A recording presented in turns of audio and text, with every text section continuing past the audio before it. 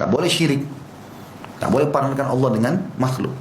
Ada orang begitu di Indonesia, salat Allahu Akbar, Al-Fatihah, Iyyaka na'budu wa iyyaka nasta'in. Hanya kepadamu ya Allah kami menyembah.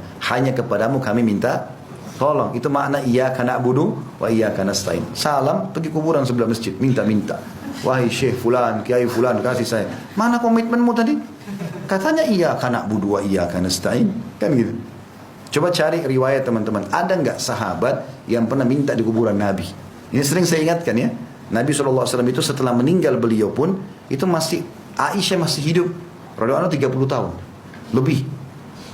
Aisyah itu masih hidup sampai zaman Ali bin Abi Thalib. Sampai zaman Muawiyah bin Abi Sufyan. Sampai tahun 40-an sekian. Jadi 30 tahun lebih Nabi meninggal. Nabi meninggal tahun 11, masih hidup. Ini ranjangnya Aisyah, ini kuburannya Nabi. Sebelah. Satu ruangan. Tidak pernah Aisyah buka rumahnya, ayo ambil tanahnya Nabi, berkah, ayo minta di sini. Tidak pernah. Sahabat ada yang mau ucapkan salam lewat depan rumah Nabi, Assalamualaikum ya Rasulullah, baca salawat pergi, selesai. Kalau Nabi saja nggak dilakukan, kenapa kita lakukan pada orang lain? Siapa lebih mulia daripada Nabi SAW?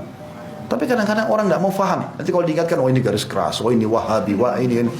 Aduh, la haula wala quwwata illa billah. Diingatkan supaya jangan salah, ya akhi. Tapi kalau nggak mau dengar, silahkan. Buat saja. Jadi sudah disampaikan. Jangan nyesal hari kiamat ya. Karena emang ini contoh banyak, gitu kan?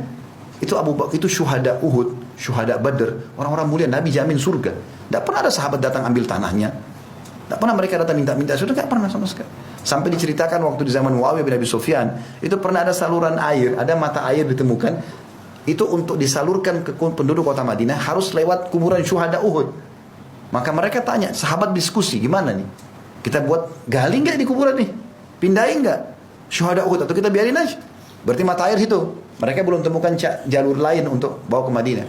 Keluar fatwa para sahabat, boleh nggak apa-apa. Muawiyah juga sebagai pemimpin, boleh. Digali lah. Itu ke riwayat, antum bisa baca di riwayatnya Hamzah radhiyallahu anhu. Saya pernah bedah itu di serial Sahabat. Salah satu mukjizatnya, salah satu tanda-tanda kebenaran janji Allah SWT adalah para syuhada tidak dimakan jasadnya oleh tanah. Itu kejadian di tahun 50-an kalau nggak salah Hijriah. 50 atau 53 ya, itu digali kembali kuburan para syuhada untuk dipindahkan. Maka sahabat-sahabat mengenal Hamzah karena mereka masih hidup sama-sama dulu. Bahkan ada yang masih ikut sama-sama di perang Uhud, gitu kan? Mereka tahu jenazahnya. Sampai Jabir mengenal ayahnya, Abdullah bin Haram radhiyallahu anhu. Abdullah bin Haram ini termasuk jaminan surga, orang yang pertama mati syahid di Uhud. Anaknya Jabir bin Abdullah yang banyak meriwayatkan hadis. Kalau teman-teman sering baca dari Jabir bin Abdullah, dari Rasulullah itu banyak dia. Ini Jabir ayahnya Abdullah mati syahid. Dan kata Nabi SAW, hayat Jabir, semua orang yang mati syahid itu diajak bicara sama Allah di belakang hijab, ada hijabnya, kecuali ayahmu. Allah bertanya kepada ayahmu. Abdullah bin Haram diajak ngomong langsung, kau mau apa ya hambaku? Kata Nabi SAW, kata Jabir, kata Abdullah, tidak ada ya Allah, nikmat apa lagi? Ini Nabi SAW ceritakan kayak live, Allah ajak bicara si Abdullah, disampaikan kepada anaknya. Karena Jabir ini sedikit sedih ayahnya meninggal gitu loh.